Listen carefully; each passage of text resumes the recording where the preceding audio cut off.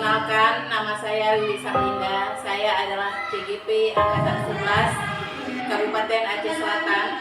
Hari ini saya akan mewawancarai Kepala Sekolah IP Ihsan Madani untuk menyelesaikan tugas modul 3.1. Assalamualaikum Ibu. Waalaikumsalam. Bagaimana kabar Ibu hari ini? Alhamdulillah baik. Ibu apa kabar? Alhamdulillah sehat. Masih semangat ya? Tetap semangat Bu.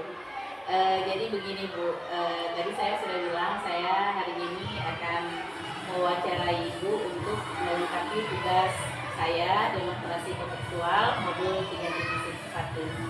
Jadi di sini nanti saya akan mengajukan beberapa pertanyaan kepada Ibu mengenai pengambilan keputusan berbasis nilai-nilai kebajikan sebagai pemimpin. Terima kasih banyak Ibu sudah meluangkan waktunya untuk saya. Bisa kita mulai sekarang Bu? Ya. Selama ini bagaimana Ibu dapat mengidentifikasi kasus-kasus yang merupakan dilema etika ataupun rujukan moral? Izin jawab ya. Iya. Selama ini yang saya lakukan untuk mengidentifikasi kasus-kasus yang memang masuk ke dalam dilema moral dan dilema etika adalah ketika saya melihat dua hal itu yang memang tidak bisa dipilih. Artinya maksudnya gini, contoh ada guru minta izin nih, ya guru minta izin, sementara dia punya kewajiban di sekolah. Nah, jadi kalau saya berikan izin kan dia meninggalkan kewajiban, ya kan? Nah, kalau tidak saya berikan izin itu berarti kan saya tidak punya rasa pengertian atau memahami diri tersebut. Jadi termasuk dalam dilema etika. Artinya adalah ketika saya melihat guru meminta izin ataupun meminta suatu hal, tapi bersinggungan dengan kewajiban yang lain. Nah, itu dia. Oke, kemudian yang kedua, ketika saya melihat bahwa ada terjadi omongan ataupun obrolan kecil di antara beberapa guru yang memang nanti keputusannya adalah letaknya pada kepala sekolah. Kemudian yang ketiga, mungkin karena kami di yayasan ya, itu ada masukan dari yayasan, nih, ini bagaimana nih ceritanya nih, ini ada guru yang telat, bagaimana dengan kedisiplinan sekolah. Di sana kan ketua yayasan kan nggak tahu alasan guru itu telat apa, yang tahu kan kepala sekolah. Nah, satu sisi adalah saya juga tidak memberikan izin kepada guru, saya merasa merasa menjaga guru, tidak memahami. Tapi satu sisi lagi adalah benar yang dikatakan yayasan bahwasanya disiplin guru memang harus ditegakkan. Jadi intinya ketika dua hal yang berseberangan, disitulah yang menjadi dilema etika besar juga. Berarti harus bisa melihat ya Bu. Iya. Kemudian yang kedua, selama ini bagaimana Ibu menjalankan pengambilan keputusan di sekolah Ibu, terutama untuk kasus-kasus di mana ada dua kepentingan yang sama-sama benar atau sama-sama mengandung nilai kebajikan. Cara pengambilan keputusan saya selama ini adalah kalau di sini kami keputusan itu tidak terletak absolut di kepala sekolah, tapi keputusan itu sering kami bahas di dalam rapat. Oh, kalau misalkan masalah A, apa sih solusinya? Yuk kita carikan sama-sama, nanti bisa kita lakukan sama-sama. Dan biasanya juga ketika pengambilan keputusan itu saya begini kadang-kadang, ketika ada guru lebih kepada minta izin, akan saya berikan izin ketika mereka memberikan ketika mereka tidak datang, mereka mencari solusi yang lain. Nah, misalkan saya izin hari ini ya, lalu bagaimana dengan kelas, kan tadi seperti itu kan, kelas saya sudah saya carikan penggantinya, kelas saya sudah saya mintakan kepada teman yang seperti yang di sebelahnya. Nah, jadi kan kepentingan dia terjalankan dan kewajiban di sekolah pun juga bisa terlaksana dengan baik. Lebih kepada komunikasi sih, ada masalah kemudian ada solusinya. Berarti lebih kepada musyawarah ya Bu, setiap ada masalah yang ada. Kemudian langkah-langkah atau prosedur seperti apa yang biasa Ibu lakukan selama ini? Kalau prosedurnya kita sudah bahas dalam rapat. Prosedurnya adalah yang pertama komunikasi. Jadi mau datang telat ataupun mau minta izin tidak datang, komunikasi. Komunikasi walaupun kita datang setelah datang dengan alasannya. Dan setelah dari itu sampaikan saya tidak kelas karena kendala dan solusinya adalah saya sudah menjadi pembantunya. Nah itu. Jadi lebih kepada masalah diberikan juga harus ada. Iya. Dan ini memang sudah jadi keputusan kita bersama biasanya. Jadi lebih mengutamakan komunikasi ya Bu ya. Iya. Hal-hal apa yang selama ini Ibu anggap efektif dalam mengambil keputusan pada kasus-kasus dilema etika? Hal yang saya anggap efektif adalah ketika dewan hukum itu juga saling memahami kebutuhan ke orang lain. Karena kan maksudnya karakter orang itu kan beda-beda ya kan, maksudnya sekali dia tidak punya kesibukan yang lain, dia free lah kita doang, dia masuk keluar. Sementara si B ini kan dia sudah berkeluarga, dia anak sendiri, nah si A ini ceritanya ke kelas nah si A ini yang free kan langsung ngomong kan, itu enak ya si dia izinkan ini selama perjalanan seperti itu. Nah jadi kadang-kadang saya juga menjelaskan kepada si yang si A ini ada saatnya kita menjelaskan orang lain dan ada saatnya kita yang dipahami oleh orang lain. Ya bukan seperti itu ya. Pokoknya apapun yang menjadi keputusan jangan sampai ada pihak yang merasa dirugikan. Iya, Ya. iya. Karena ada sebagai orang bilang keadilan itu bukan diberikan sama rata. Jadi keadilan itu diberikan sesuai dengan kebutuhan masing-masing. Kemudian hal apa saja yang selama ini merupakan tantangan dalam mengambil keputusan pada kasus-kasus dilema etika? Yang menjadi tantangan adalah menghilangkan jawaban dari orang lain. Itu menjadi tantangan pribadi saya ya, kadang-kadang si A mintanya begini dan kondisi yang dia jalani bukan dia harapkan. Saya kasih yang mau anaknya sakit, saya kasih yang mau orang tuanya masuk rumah sakit. Nah dia namanya dari sini. Sementara si A tuh dia memang kita bilang belum ada lah kesibukan yang lain sehingga dia bisa menjalankan kewajiban dengan sebaik mungkin. Nah kalau saya tidak memberikan solusi atau pemberian kepada si B kan kita akan melihat egois ataupun tidak yang bawahan kan seperti itu. Nah si A ini yang apa ya yang menjadi tantangannya kalau dia nggak memahami. Memang kadang-kadang untuk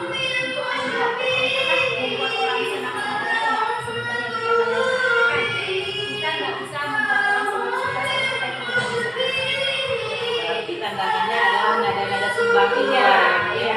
terhadap keputusan yang dibuat. Kadang-kadang mereka kan sekedar ngomong kan nggak tahu sama apa. Kemudian apakah Ibu memiliki sebuah jadwal tertentu dalam sebuah menyelesaikan kasus dilema etika? Apakah Ibu langsung menyelesaikannya di tempat atau memiliki sebuah jadwal untuk menyelesaikannya? Bentuk atau prosedur seperti apa yang Ibu jalankan? Kalau cara menyelesaikan masalah itu tergantung masalahnya. Karena kan ada sebagian masalah yang memang harus kita putuskan di tempat itu terus. Misalnya itu ada memang yang harus kita putuskan dulu, ada memang harus ada bentuk prosedural. Yang memang sering real kita lakukan selama ini adalah masalah yang memang keputusan di situ, berarti langsung dengan orangnya langsung, gitu kan? Nah ada memang keputusan yang memang saya jalankan, memang butuh waktu saya mikir dulu, nah ini kira-kira besok saya mau mulai suka, saya mau ngomongnya seperti apa ya, biar tidak tersakiti hatinya kayak gitu. Atau mungkin kalau saya ngomong, dia akan tersinggung, saya malah kepada kawannya yang dibutuhkan untuk ngomongin dia.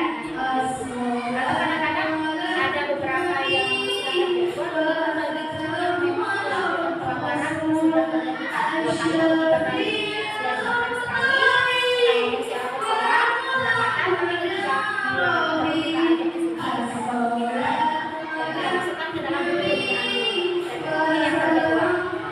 Jadi intinya setiap Ibu selesaikan masalah melihat masalah yang terjadi ya. Kalau memang harus diselesaikan saat itu juga ya saat itu juga. Kalau memang perlu melihat dulu apa penyebabnya itu butuh waktu ya.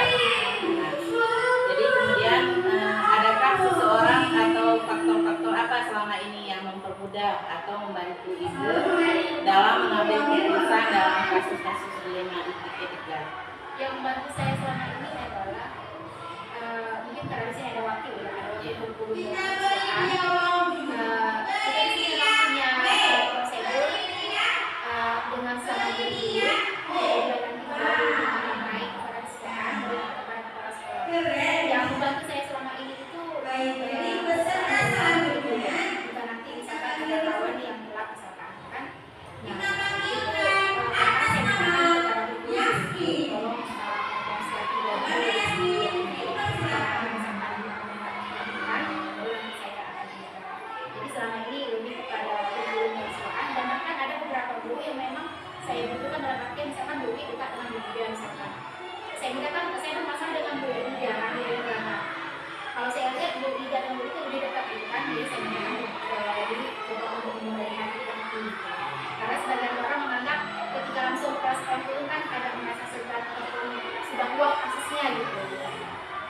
berarti yang mempermudah ibu adalah seluruh warga sekolah ya. Kemudian ini yang terakhir Bu, dari semua hal yang telah ibu sampaikan, pembelajaran apa yang dapat ibu petik dari pengalaman ibu mengambil keputusan dilema etika? Pelajaran yang saya ambil adalah untuk menjadi kepala sekolah itu yang tidak mudah. Yang kedua, kadang-kadang kebijakan yang kita ambil itu kita kan melihat dari kacamata kepala sekolah. Kalau kita lihat ini keputusan yang terbaik. Tapi kalau misalkan teman-teman yang dari suatu wali kelas melihat dari kacamata wali kelas, otomatis kan kepala sekolah salah. Tapi di sini saya sampaikan kepada teman-teman, kacamata teman-teman itu hanya sebatas guru kelas, teman-teman 12 wali guru kelas, dan kacamata kurikulum itu berarti di atas kacamatanya wali kelas, guru kelas. Tapi kacamata saya itu menurut kepada seluruh sekolah siswa. Jadi kepala sekolah ini selama ini untuk mengambil keputusan itu sudah menjadi kacamata. Insya Allah kita berdasarkan kacamata ego bisa dibeli, tapi untuk teman-teman sekolah. Dan yang ketiga yang saya ambil hikmahnya adalah mungkin banyak siswa sumbang ya, suara sumbang karena rambut sama hitam pikirannya berbeda. Yang saya simpulkan adalah ibaratnya kalau ada sebuah kelautan di dalam kamar, ada nyamuk, kan nyamuk itu kan bersuara dan yang di luarnya. Karena saya akan berpikir untuk menguatkan diri adalah ngapain kita hiraukan sih suara nyamuk di luar kelambung kalau memang kita sendiri itu bisa menguatkan diri. Mungkin seperti itu. Terima kasih Ibu sudah meluangkan waktunya untuk saya. Selama perbincangan dengan Ibu, banyak hal yang saya dapatkan. Salah satunya menjadi kepala sekolah itu ternyata tidak mudah ya Bu ya. Dan ini mudah-mudahan bisa menjadi pelajaran juga bagi saya untuk saya terapkan pada kehidupan saya. Terima kasih banyak Bu atas waktunya.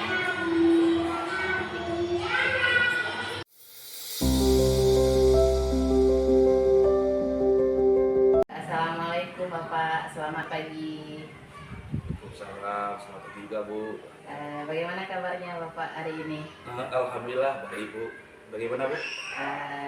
Ya begini Pak, jadi di sini saya ingin meminta waktu Bapak sebentar untuk saya wawancarai. Bagaimana Pak? Ada waktunya sebentar? Insyaallah ada Bu. Ya.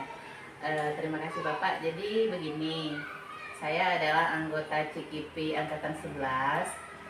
Jadi kita sudah sampai di modul 3.1. Jadi di sini saya ada tugas yaitu demonstrasi kontekstual. Jadi di sini saya harus mewawancarai dua kepala sekolah. Jadi saya memilih Bapak salah satunya untuk saya wawancarai, begitu Pak. Ya Bu, siap Bu. Baik Bu. Ya. Jadi begini, topik wawancara kita hari ini adalah bagaimana cara Bapak menyelesaikan kasus yang membuat dilema Pak ya, atau bisa kita bilang dilema etika begitu. Jadi mungkin Bapak hari ini bisa sedikit berbagi pengalaman begitu dengan saya. Terima kasih Bu. Mungkin ini kedatangan paling berharga bagi kami. Jadi dalam hal tadi Ibu menanyakan tentang dilema tentang maksudnya mengidentifikasi ya. Iya, Mas, mengidentifikasi jadi sebuah masalah. Jadi kalau di sekolah ini saya berpatokan pada sekolah saya di SD Negeri Ciakaro ini selama saya memimpin. Jadi alhamdulillah mungkin terlebih dahulu saya mengamati situasi dan beribasi elemen-elemen yang menjadi sumber dilema itu mungkin itu yang akan saya lakukan terlebih dahulu. Berarti Mengamati situasinya Bu. ya bisa kita bilang Bapak mengidentifikasi kasusnya dengan melihat sumber masalah. Ya, sumber masalah yang dilemanya. Iya. Selama ini bagaimana Bapak menjalankan pengambilan keputusan di sekolah Bapak, terutama untuk kasus-kasus di mana ada dua kepentingan yang sama-sama benar atau sama-sama mengandung nilai kebajikan? Kalau untuk itu sudah saya lakukan selama ini di sekolah, pertama mengumpulkan permasalahan terlebih dahulu.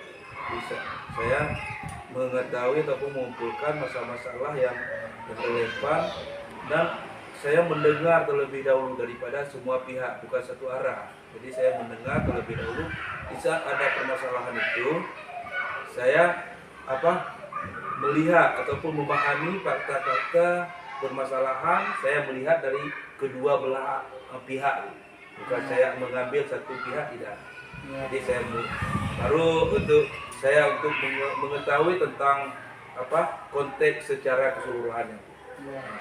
Jadi Bapak bisa kita bilang Bapak melihat dulu siapa yang terlibat di situ ya Pak ya. Bapak menanyakan, jadi baru di situ Bapak nanti bagaimana mengambil keputusan. Jangan sampai satu pihak ini merasa dirugikan begitu ya Pak ya. Nah, jadi langkah-langkah atau prosedur seperti apa yang biasa Bapak lakukan selama ini? Yang telah saya lakukan Bu, misalnya kita kan mendedikasi nilai yang pertama tentang keadilan ya, keadilan, kejujuran, dan kepentingan kita bersama, itu yang telah kita jalankan di sekolah. Ya, berarti setiap permasalahan yang ada di sekolah ini Bapak lebih menyelesaikan secara bersama begitu ya, dan secara kekeluargaan gitu ya, dan juga mendengar masukan-masukan dari siapapun yang terlibat di situ ya Pak ya. Nah, kemudian hal-hal apa saja yang selama ini Bapak anggap efektif dalam pengambilan keputusan pada kasus-kasus dilema etika? Itu kalau dilema etika Bu, ya, gimana Bu? Masalah dilema etika, kasus-kasus yang selama ini Bapak anggap efektif dalam pengambilan keputusan kasus-kasus dilema etika. Mungkin dalam kasus itu, kalau di sekolah kami mungkin ada atau tidak ada, pasti ada, karena setiap sekolah pasti ada kasusnya. Cuman kasusnya mungkin dilema etikanya dalam bentuk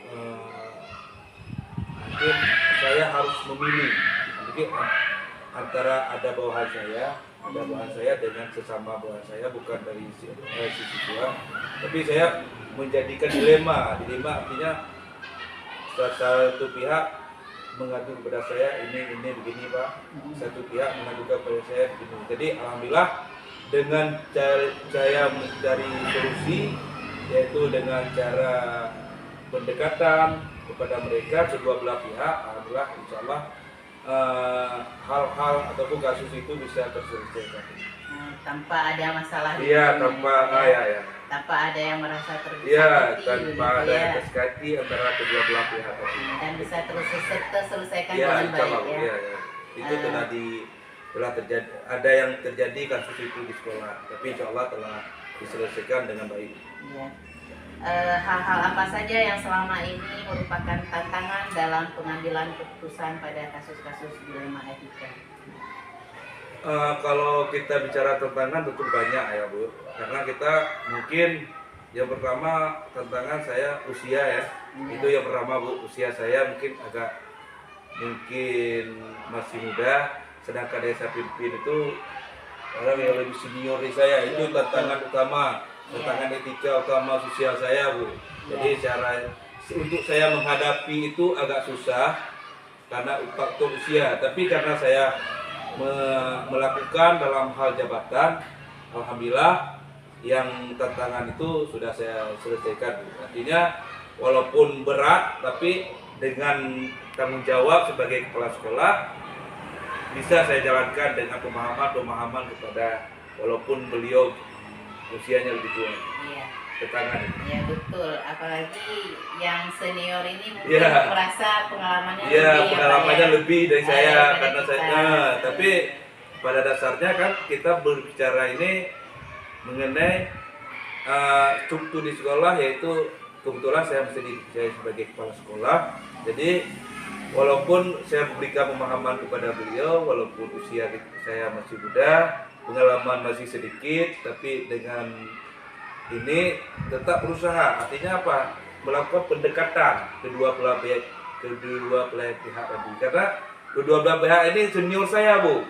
Ya itu tantangan senior saya, tapi alhamdulillah telah selesaikan dengan baik.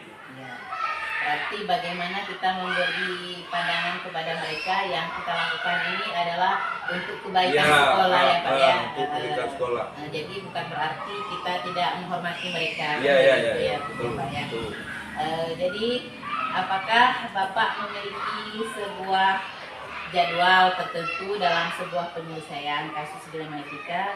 Apakah Bapak langsung menyelesaikan di tempat atau memiliki sebuah jadwal untuk menyelesaikannya? Bentuk atau prosedur seperti apa yang Bapak jalankan? Kalau untuk penyelesaian Bu, mungkin kalau waktu yang ditentukan itu tidak ada Bu ya. Karena begini Bu, karena selama yang telah saya selesaikan kasus di sekolah ini, selalu di saat ada satu kasus itu saya bersama guru-guru lain, seluruh warga sekolah selalu merasa hal ini jangan membuat hal ini berlarut-larut.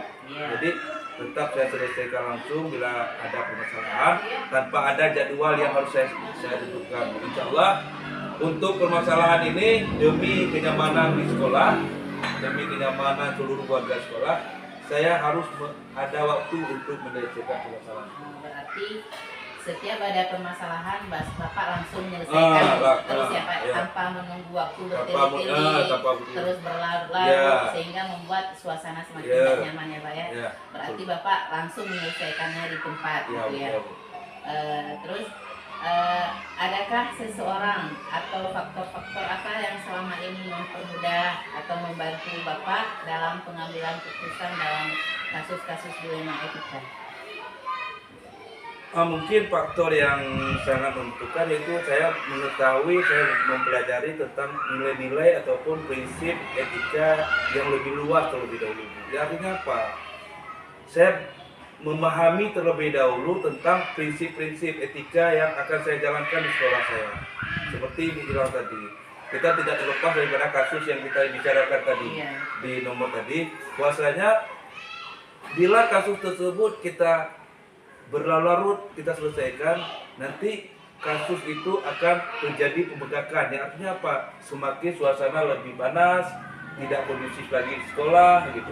Jadi kita mengetahui dinilai itu, dinilai prinsip-prinsip. Mungkin faktor yang saya lakukan, saya pendekatan itu yang paling utama saya lakukan. Berarti intinya Bapak dalam menyelesaikan masalah Bapak lebih ke pendekatan ya Pak ya. Jadi dengan harapan seluruh warga sekolah juga karena di sekolah ini kan kita adalah satu keluarga ya Pak ya. Satu keluarga, jadi setiap permasalahan diselesaikan tanpa ada masalah. Secara bersama-sama. Iya betul.